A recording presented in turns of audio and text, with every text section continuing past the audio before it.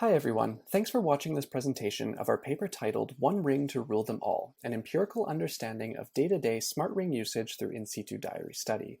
My name is Bradley Ray and I'm a PhD student at the University of British Columbia. On behalf of our authoring team and the first author, Sandra Bardot, I'm excited to be able to share our work and the findings with you today. As smart rings and the hardware needed to build them are becoming more and more plausible, we believe that smart rings have real potential to extend our control and interactions with devices that are around us.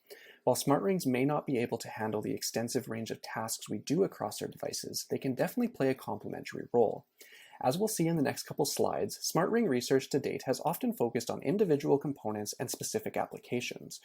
Our work looks to take a step back from this, looking to gain a broader empirical understanding regarding a lay user's intentions with a smart ring. There are some amazing research works that have focused on smart rings. We see many novel interaction techniques that utilize IMUs, trackpads, magnetic tracking, infrared sensors, joysticks, cameras, and more. Additionally, output techniques such as the use of thermals, lights, sounds, and haptics have also been explored. While these are all beneficial and many techniques are plausible for future smart rings, we again wanted to better learn of broader user intentions for smart rings throughout people's daily lives. As such, we focused on two research questions. First, how can a smart ring as an always available device enhance personal and ubiquitous computing throughout our daily lives? This is really our broader research question, where we wanted to overall gain a better understanding of potential smart ring use. Second, what connected devices, activities, tasks, and interactions do people perceive a smart ring being beneficial for? This research question allowed us to look more closely at many components of a smart ring's proposed usage. To answer these questions, we conducted a 2-week diary study. Additionally, we conducted 2 interviews during the study with each participant, and we were able to recruit 14 participants from our local university. And for their participation, participants were given $40 as compensation, regardless of their level of involvement. To better engage our participants in actively thinking about how a smart ring could be incorporated within their daily life, we created a mock smart ring. This was a 3D resin-printed ring without any actual smart capabilities, but provided firstly a reminder of the involvement in the study, and then second, to provide a physical sense of wearing a smart ring. As we can see on the right, we had participants size the ring to their proximal phalanx of their choice of index finger. The proximal phalanx is the part of the finger that is closest to the knuckle. Within prior work, we note that this is often the chosen location for smart rings when given the choice and allows for a great range of potential interactions. Before getting to the results of our study, we had participants complete diary entries only when they felt there was potential for a smart ring to benefit them. We did provide reminders throughout the study, however, these were simply just reminders and did not require an entry. When completing an entry, there were 7 questions which in total took a couple minutes to complete. These are grouped by first understanding the current activity being done. We then wanted to understand the task the smart ring could perform in the moment. We then asked about potential interactions that the participant felt could be performed on the smart ring to complete. And finally, some additional information was gathered. Over the course of the study, we collected 223 entries, and after discarding some due to incompleteness, we were left with 197 valid entries to analyze. We coded each entry across 4 dimensions, which we'll individually cover now and provide connections between within our paper.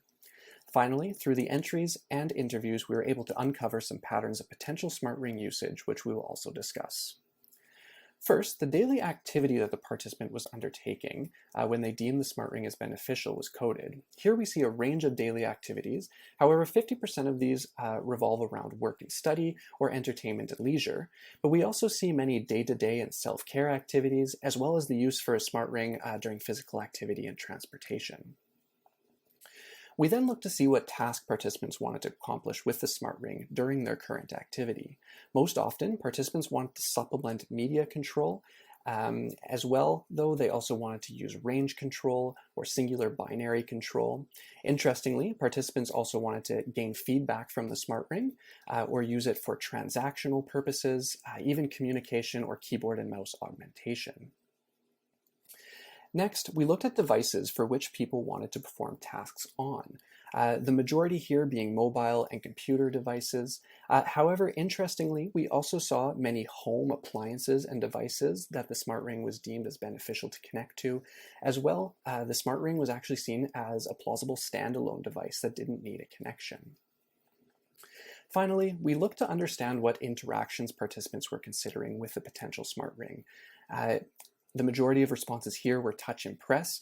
This totally makes sense as this is a very natural input modality for us. However, we also saw many mid-air gestures proposed as well as proximal interaction. And when combined, these three were also seen through multimodal interaction. We then concluded our results with patterns of imagined smart ring usage that we uncovered. First was the idea of multitasking. This was exemplified when participants were performing a primary task and needed to perform a secondary task, such as a participant who was listening to music and wanted to skip songs while doing other work on their computer. Furthermore, the smart ring was seen as useful to participants for control when unexpected secondary needs arose, such as a participant who reported the need to rapidly mute their smartphone during a meeting. Second, we found that participants provided detailed descriptions of using the smart ring when they needed to perform a task, yet their hands were dirty or encumbered. The finger-worn location of a smart ring benefits these use cases. Lastly, the idea that the smart ring could be used for unreachable devices was common. This actually occurred in almost 25% of responses. These situations often arose at home where participants wanted to control household objects, appliances, and devices from afar.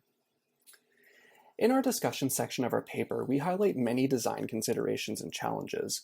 First, we must accommodate and enable effective interaction throughout a variety of daily usage scenarios and tasks.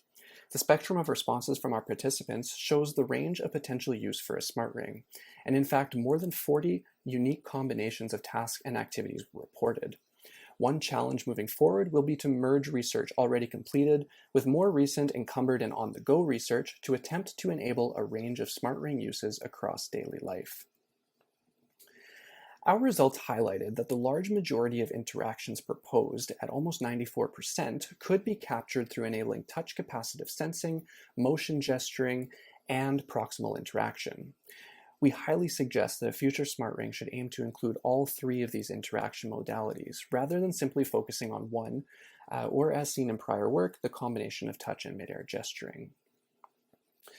We were pleasantly surprised that our mock smart ring elicited feelings of social acceptance. One important finding here is that of the interactions proposing mid-air gestures, 80% of these were within the home.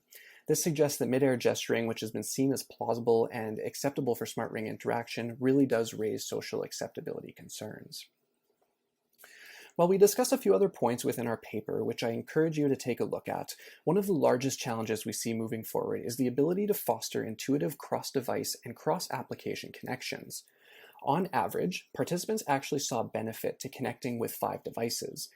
In fact, at times, the connections to devices and applications were even concurrent.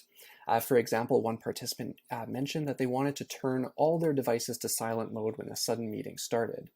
For the smart ring to be used as a device to interact with all surrounding devices, fostering such connectivity is important, yet definitely not trivial. A main form of connected interaction proposed by participants was through pointing directly at the desired device. However, again, enabling this is also not trivial and definitely needs to be studied. To conclude this presentation, I want to highlight key contributions which can be fully explored within our paper. First, we conducted an empirical 2-week in situ diary study investigating the tasks, primary activities, devices, and interaction modalities people feel can be beneficially augmented through smart ring use.